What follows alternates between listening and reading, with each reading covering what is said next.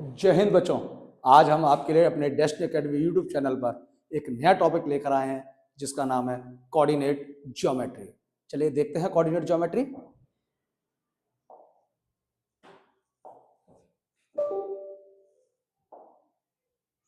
देखिए जरा coordinate geometry, तो जो हमारा टॉपिक है कोऑर्डिनेट ज्योमेट्री, कोऑर्डिनेट ज्योमेट्री, ये जो नाम है इस चैप्टर का अपने ही नाम को जो डिफाइन करता है, जिसमें लिखा हुआ है हमारे पास कोऑर्डिनेट। ये जो वर्ड लिखा हुआ है कोऑर्डिनेट, कोऑर्डिनेट का मतलब है जहां हमारे पास दो एक्सिस होते हैं, और एक्सिस का मतलब है एक एक्स और एक वाई। जहां हम लोग दो एक्सिस के बारे में पढ़ते हैं जिसे हम लोग कोऑर्डिनेट ज्योमेट्री कहते हैं। अब कोऑर्डिनेट ज्योमेट्री में जब हम लोग दो एक्सिस को पढ़ते हैं तो हम लोग इनको ग्राफिकली ड्राइव करते हैं, जिस तरीके से एक ये हमारा एक्स एक्सिस होता है, ये हमारा वाई एक्सिस होता है। जो एक्स एक्सिस है उसे हम लोग हॉरिजॉन्टल कहते हैं। एक्स एक्सिस को हम क्या कहते हैं? हॉरिजॉन्टल। ये हमारा कहलाता है एक्स एक्सिस। इसमें एक वाई है जिसे कहते हैं हम लोग वर्टिकल। ये हमारा कहलाता है वर्टिकल एक्सिस, यानी कि एक्स एक्सिस जो है हमारा हॉरिजॉन्टल, वाई एक्सिस जो है वो वर्टिकल होता है। जैसे ही हम लोग एक्स एक्सिस और वाई एक्सिस पर एक्स और वाई के बारे में बात करते हैं तो यहां हमें चार पार्ट्स दिखाई देते हैं।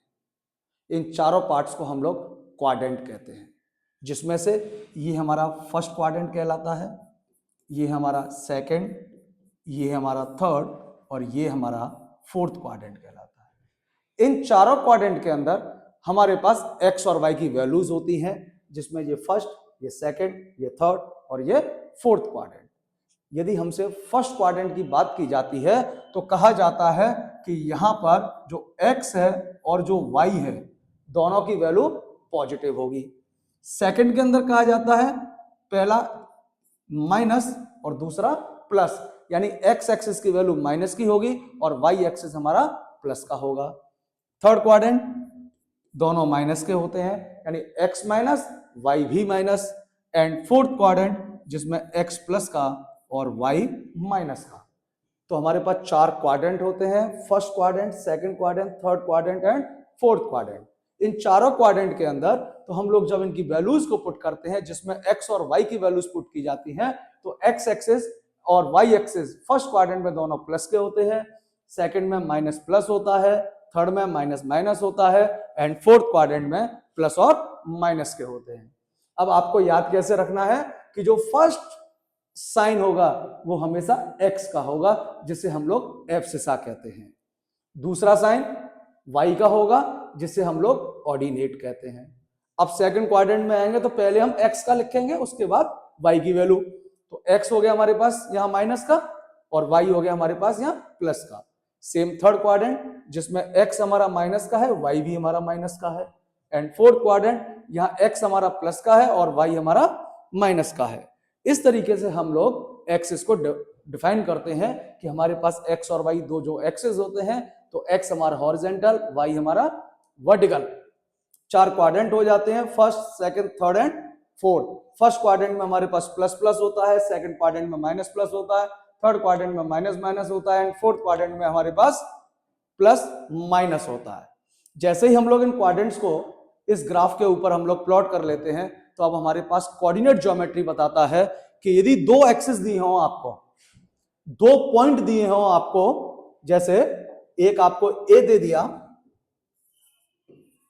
और जिसके पॉइंट दे दिए आपको 2,3, दूसरा पॉइंट दे दिया बी और जिसके पॉइंट दे दिए आपको 1,-1। दो पॉइंट दिए हैं ए और बी, और आपसे कहा जाए इन दोनों पॉइंट्स को आप बताइए कि ये दोनों पॉइंट्स कितनी डिस्टेंस पर है। तो कोऑर्डिनेट ज्योमेट्री के हमारे पास कुछ टर्म्स होते हैं जिनके डिस्टेंस भी हमसे पूछी जा सकती है। उन दो पॉइंटों के बीच में उसको हम कितने भागों में डिराइव कर सकते हैं, कितने पार्ट्स में उसको डिवाइड किया जा सकता है, या कोई भी एक लाइन दी गई है हमारे पास, दो एक्सिस दिए गए हैं तो उनका मिड पॉइंट भी हमसे पूछा जा सकता है। तो अब इन टर्म्स को पढ़ने के लिए हम लोग करते क्या हैं, तो देखो सबसे पहली चीज पढ़ते हैं हम लोग कोऑर्डिनेट ज्योमेट्री में, जिसे कहा जाता है डिस्टेंस फॉर्मूला। क्या कहा जाता है? Distance formula. जैसे आपके पास एक ए पॉइंट है, दूसरा यहां हमारे पास बी पॉइंट है, एक ए पॉइंट है और एक हमारे पास बी पॉइंट है। तो ये दोनों पॉइंट एक दूसरे से कितनी डिस्टेंस पर हैं? तो ये डिस्टेंस निकालने के लिए हम लोग यहां पढ़ते हैं डिस्टेंस फॉर्मूला। तो जो ए है इसके एक्सेस होंगे x1 y1, ये जो बी है इसके एक्सेस होंगे x2 और y2। तो डिस्टेंस फॉर्मूला हमारा बनता है A B equal square root x2 minus x1 का square plus y2 minus y1 का स्क्वायर। जैसे ही हमारे पास दो एक्सेस हैं ए और बी, तो ए के पॉइंट है x1 y1 और बी के पॉइंट है x2 y2, तो इनका जो distance formula A B equal square root में x2 माइनस x1 का square plus y2 minus y1 का स्क्वायर। अब इस फॉर्मूले को यूज कैसे किया जाएगा, तो जी देखते हैं। एक क्वेश्चंस लिखता हूं मैं। यदि दो पॉइंट है, एक ए के पॉइंट हम लोग लिखते हैं और ए के पॉइंट है हमारे पास 2,3 और एक दूसरा पॉइंट हमारे पास बी जिसके पॉइंट है हमारे पास 4,1। अब इसके बीच में डिस्टेंस फाइंड करनी है, तो ए बी, तो फॉर्मूला आपको मैंने पहले ही लिखा दिया है x2 माइनस x1 का square plus y2 minus y1 का स्क्वायर। तो जो a है इसे कहा जाएगा x1 y1, जो b है इसे कहा जाएगा x2 y2। अब इन पॉइंट्स को यहां पुट कर दो, और जिसे आप बहुत आसानी से पुट कर सकते हैं। तो देख लीजिए, पहले लिखा है x2 की value 4, x1 2, y2 1, y1 3। Solve कर सकते हैं, 4 में से 2 को माइनस करेंगे हम, तो ए बी। अब कैसे माइनस करेंगे? 4 में से 2 जाएगा 2, तो 2 का स्क्वायर प्लस 1 में से 3 जाएगा माइनस का 2, और ए बी इक्वल 2 का स्क्वायर 4, यहां 2 का स्क्वायर 4, ए बी इक्वल 4 4 8, 4 4 8। अब आप इसके फैक्टर करके लिख सकते हैं ए बी इक्वल 2√2, और यहां लिख देंगे हम लोग यूनिट, क्योंकि यहां हमारे पास सिर्फ नंबर्स हैं, इसीलिए कोई ना डिस्टेंस है तो उसकी कोई ना कोई यूनिट जरूर होगी, क्योंकि डिस्टेंस को मेजर करने के लिए सेंटीमीटर, मीटर, किलोमीटर, इन यूनिट्स के अंदर हम लोग मेजर करते हैं। लेकिन यहां हमारे पास कोऑर्डिनेट दिए गए थे, इसलिए कोई भी सेंटीमीटर और मीटर में जैसा वर्ड नहीं है, इसलिए हम लोग यहां सिर्फ यूनिट की बात करेंगे। तो ये हमारे पास डिस्टेंस फॉर्मूला, जिसमें हम लोग पढ़ते हैं, यानी ए के और बी दो पॉइंट दे दिए, ए के पॉइंट को x1 y1, बी के पॉइंट हो गए x2 y2। डिस्टेंस निकालना था A B equal square root के अंदर x2 माइनस x1 का square plus y2 minus y1 का स्क्वायर। x2 की वैल्यू 4, x1 की वैल्यू 2, y1 की वैल्यू y2 की वैल्यू 1, y1 की वैल्यू 3। 4 में से 2 माइनस हुआ 2, 1 में से 3 माइनस होगा -2, 2 का स्क्वायर 4 माइनस 2 का स्क्वायर 4, 4 और 4 8 के हमने फैक्टर कर लिए, 2√2 यूनिट। इस तरीके से हम लोग डिस्टेंस निकालते हैं। तो जिस तरीके से हमने डिस्टेंस निकाला है, सेम आपको मैं एक क्वेश्चन लिख कर देता हूं, ये देखिए, जिसकी डिस्टेंस आप लोग फाइंड करेंगे। एक ए के पॉइंट दे दिया आपको 5,6 एंड बी के पॉइंट दे दिया आपको 3,2। फटाफट से इसकी डिस्टेंस निकालिए, और जब तक मेरे को इस पर कमेंट में बताइए। हम लोग इसके बाद में एक नेक्स्ट टॉपिक पढ़ते हैं इसी में। अभी डिस्टेंस फॉर्मूला है, और नेक्स्ट टॉपिक हम लोग इसमें पढ़ेंगे, दूसरा टॉपिक हमारे पास आता है इसमें, जिसे कहते हैं हम लोग सेक्शन फॉर्मूला।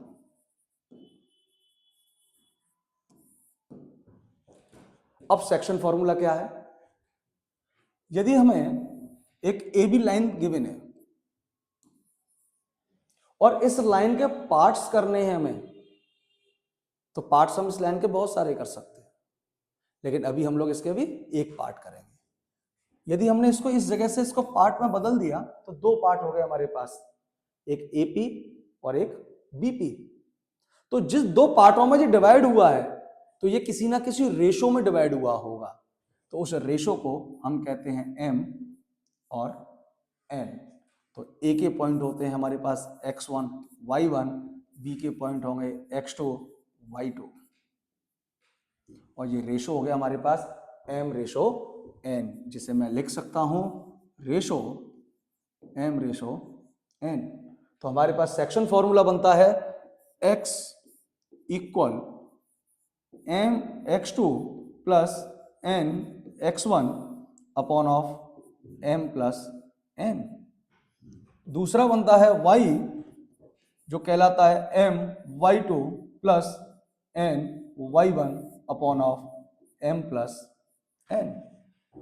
अब जिस लाइन को हमने डिवाइड किया है तो इस लाइन को हम लोग दो तरीके से डिवाइड कर सकते हैं, एक इंटरनल और एक होता है एक्सटर्नल।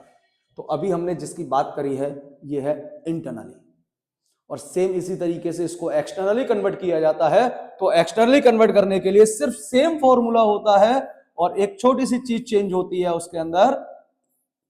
तो यानी x bar equal m x2 minus n x1 upon of m minus n, और same y bar equal two of m y2 minus n y1 upon of m minus n। तो ये वाला जो पार्ट था ये हमारा इंटरनल है, ये वाला पार्ट जो है हमारे पास एक्सटर्नल है। यदि किसी लाइन को इंटरनली डिवाइड किया जाएगा तो हम लोग ये फॉर्मूला यूज करेंगे, और किसी लाइन को एक्सटर्नल डिवाइड किया जाएगा तो हम ये फॉर्मूला यूज करेंगे। अब इस फॉर्मूले को यूज कैसे किया जाता है वो देखिए, तो फटाफट से ये फॉर्मूला आप देख लीजिए, स्क्रीनशॉट ले लो इसका। अब इसी तरीके का हमारे पास जैसे क्वेश्चन होता है तो हम लोग लिखते हैं find the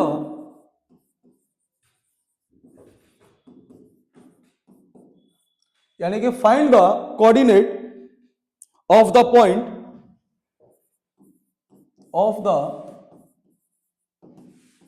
point which divides the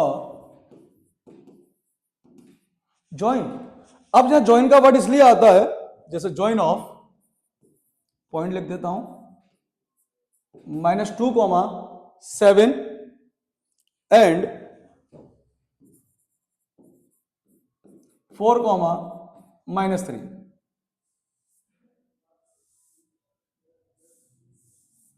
तो यहां लिख देता हूं -1,7 एंड, तो जो हमारे पास पॉइंट हो गए -1,7 and 4,-3 in the ratio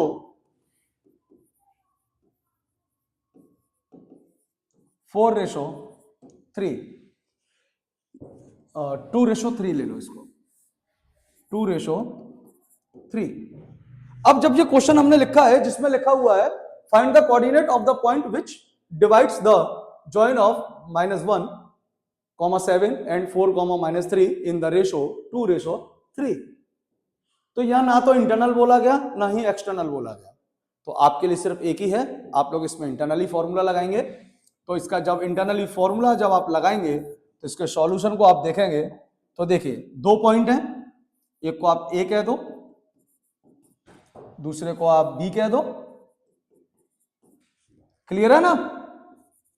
x1 y1 x2 y2, आपके पास जो रेशो है 2:3, इसको m कहो और इसको n कहो। फॉर्मूला मैंने अभी आपको बताया ही था। यदि हम लोग इसके कोऑर्डिनेट निकालेंगे तो m x2 and x1 m plus n, दूसरा y एक साथ में लिख लेते हैं हम लोग, सॉल्व भी हम लोग साथ में ही कर लेंगे, m प्लस n। अब m की वैल्यू 2, x2 की वैल्यू यहां से 4, n की वैल्यू 3, x1 की वैल्यू -1 और m प्लस n। 4 2 जा 8 -3 अपॉन ऑफ 3 2 5, यहां आ जाएगा 5 अपॉन 5 जो कट जाएगा 1, यानी कि x एक्सिस आपके पास 1 आ गया। अब यदि हम लोग y की बात करें तो m की वैल्यू तो 2 ही रहेगी, y2 की वैल्यू -3, n की वैल्यू 3, y1 की वैल्यू 7, जो भी आपके सामने बोर्ड पर लिखी हुई है। इसे सॉल्व किया, 3 2 जा 6, 21 5, 21 में से 6 जाएगा 15 अपॉन ऑफ 5 3। तो आपके पास x बार कॉमा y बार जो पॉइंट निकल कर आए 1,3। इस तरीके से हम लोग सेक्शन फॉर्मूला को यूज करते हैं। जब हम लोग सेक्शन फॉर्मूला को भी इसी तरीके से यूज कर लेते हैं तो हमारे पास एक पहला पार्ट हुआ था डिस्टेंस, दूसरा हुआ सेक्शन फॉर्मूला। अब हमारे पास इसके बाद में एक छोटा सा पार्ट और होता है इसके अंदर, जिसे कहते हैं हम लोग एरिया ऑफ द ट्राइंगल। जिसे क्या कहा जाता है? Area of the triangle. अब area of triangle, area of the triangle. अब एरिया ऑफ द ट्राइंगल क्या है? आप लोगों ने बेटा एरिया ऑफ द ट्राइंगल पढ़ा है हाफ बेस इनटू हाइट, लेकिन जहां आपको बेस और हाइट गिवन होती थी, लेकिन अब हम यहां पढ़ रहे हैं इसको कोऑर्डिनेट ज्योमेट्री में। जब हम लोग कोऑर्डिनेट ज्योमेट्री में पढ़ते हैं तो हमारे पास वही ट्राइंगल है, ट्राइंगल में हमारे में कोई फर्क नहीं है, सेम वही ट्राइंगल। तो ये ए हो गया, ये बी हो गया और ये सी हो गया। लेकिन जब ट्राइंगल बनाया जाएगा कोऑर्डिनेट ज्योमेट्री के अंदर ग्राफ के ऊपर, तो वो एक्सिस के द्वारा बनेगा, यानी एक्स एक्सिस और वाई एक्सिस। तो जो ए हमारे पास, इसके एक्सिस हो गए x1 y1, बी के हो गए x2 y2 और सी के हो गए x3 और y3। तो इन एक्सिस को यूज करते हुए हमें एरिया ऑफ द ट्राइंगल निकालना है, तो जिसका फॉर्मूला होता है half modulus of x1 y2 minus y3 plus x2 y3 minus y1 plus x3 y1 minus y2। अब मॉडुलस हम लोग यहां इसलिए यूज करते हैं क्योंकि जैसे ही हम लोग इसमें एक्सिस लगाएंगे, और एक्सिस हमारे प्लस और माइनस किसी के भी हो सकते हैं, जब एक्सिस हमारे प्लस और माइनस किसी के भी हो सकते हैं तो वो वैल्यू हमारी माइनस में भी आ सकती है। और यदि कोई फिगर है तो उसका एरिया माइनस में नहीं होगा, एरिया कभी भी माइनस में नहीं होता। इसीलिए हम मॉडुलस लगा देते हैं और उस मॉडुलस से वो नेगेटिव पॉजिटिव में कन्वर्ट हो जाता है। ये मॉडुलस का रूल है। तो जो नेगेटिव नंबर होता है उसे वो पॉजिटिव में कन्वर्ट कर देता है, तो जिससे हमारा एरिया भी फाइंड हो जाता है। तो एरिया का फॉर्मूला हो गया half x1 y2 minus y3 plus x2 y3 minus y1। तो सीक्वेंस होता है, 1 के बाद 2 3, 2 आया तो 3 1, 3 आया तो 3 के बाद में 1 और 2, एक साइक्लिक ऑर्डर में चलता है, जिसको आप याद भी कर सकते हो 123, 231 एंड 312। जैसे 123, 231, 312। तो आप इसको शॉर्ट में भी याद कर सकते हो 123, 231 और 312। आप इस तरीके से भी याद कर सकते हो इसको 123, 231, 312। अब 123 का मतलब क्या हो गया? x1 हो गया, y2 माइनस y3, 2 का मतलब हो गया x2, इसका मतलब हो गया y3 माइनस y1, इसका मतलब हो गया हमारे पास x3 y1 माइनस y2। आप इस तरीके से भी इसको लर्न कर सकते हो। तो ये होता है हमारे पास एरिया ऑफ द ट्रायंगल निकालने के लिए। इसी एरिया ऑफ द ट्रायंगल से हम इसके अंदर एक छोटा सा पार्ट और पढ़ते हैं जिसे कहते हैं कॉलिनियर। क्या कहते हैं उसे हम लोग? कॉलिनियर। और collinear area of the triangle का फॉर्मूला ही होता है, बस इसमें से हाफ हट जाएगा तो हमारे पास फॉर्मूला बन जाएगा x1 y2 minus y3 x2 y3 minus y1 plus x3 y1 minus y2 equal two of 0। ये हमारा बन जाता है कॉलिनियर का फॉर्मूला। तो कॉलिनियर का फॉर्मूला क्या होता है? x1 y2 minus y3 plus x2 y3 minus y1 plus x3 y1 minus y2 equal two of 0। इसे कहते हैं हम लोग कॉलिनियर। अब हम लोग इससे रिलेटेड कुछ चीजें देखते हैं। देखिए, एक छोटा सा क्वेश्चन ले लेता हूं मैं, जिसमें एरिया ऑफ द ट्रायंगल और उसकी बात हम लोग कर लेंगे। तो जो हमारे पास पॉइंट्स 2,3, 6,3 और 2 पॉइंट हमने ले लिए, एक पॉइंट और लेते हैं 2,6। अब हमने जो 3 पॉइंट ले लिए, आपको एरिया ऑफ द ट्रायंगल निकालना है। तो x1 y1 x2 y2 x3 y3। Area of the triangle का formula half modulus x1 y2 minus y3 x2 y3 minus y1 x3 y1 minus y2। Half x1 की value 2, y2 की value 3, y3 की value 6, x2 6, 6 minus 3 plus 2,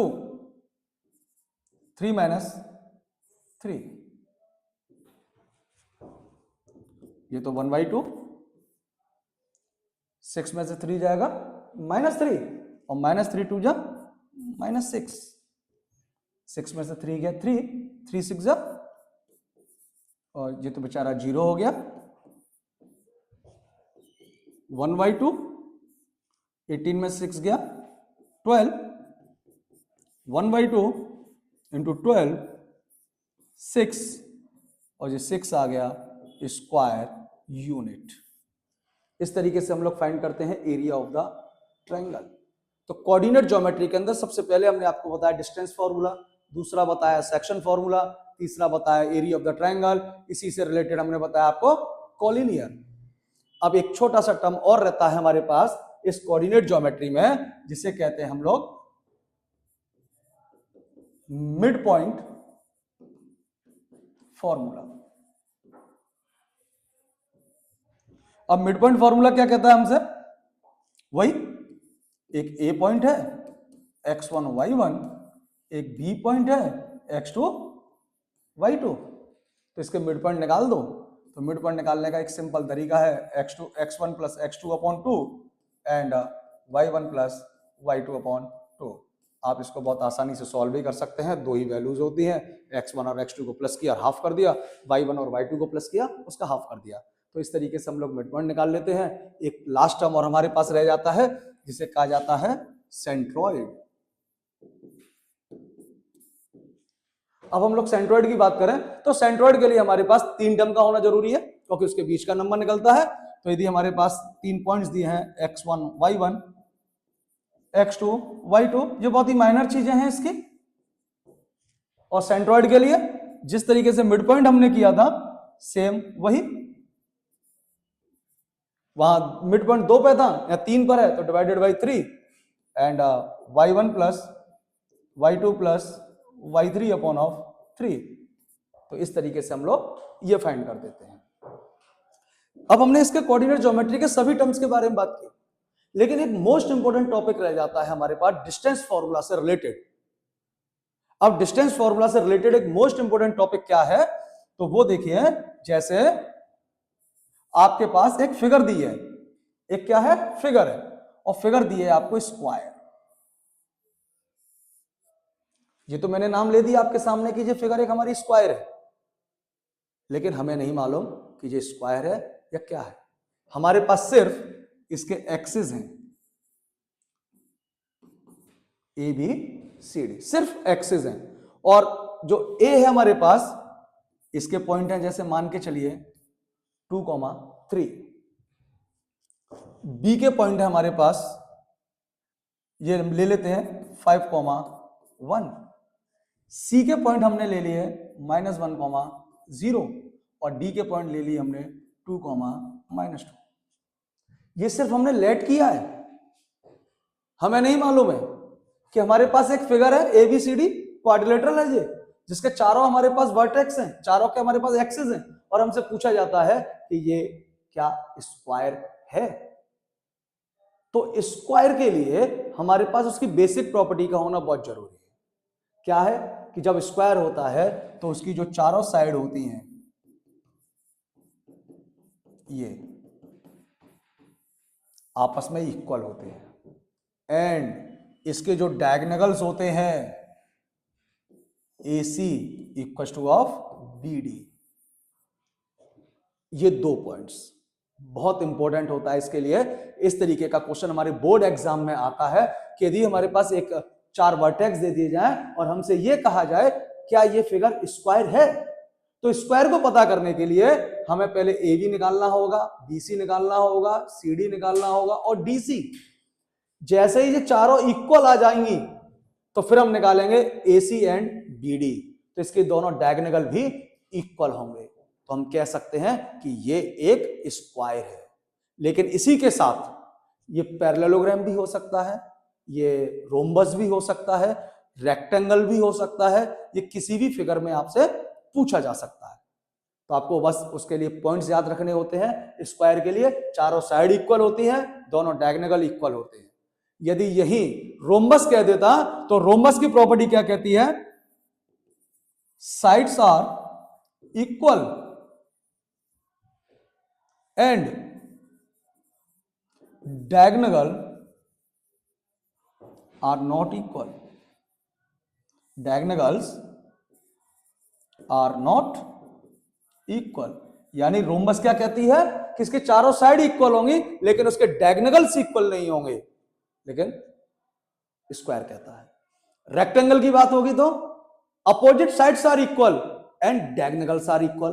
तो ये छोटी छोटी properties हैं जो आपको याद रखनी है, और ये सारे क्वेश्चन जो होते हैं वो हमारे बहुत ही छोटे से और माइनर फॉर्मूला जो हमारा डिस्टेंस फॉर्मूला है उससे होते हैं, और डिस्टेंस फॉर्मूला को हम लोग सॉल्व करते हैं। जो आप लोगों को बताया हुआ है रूट के अंदर x2 माइनस x1 का square plus y2 minus y1 का स्क्वायर।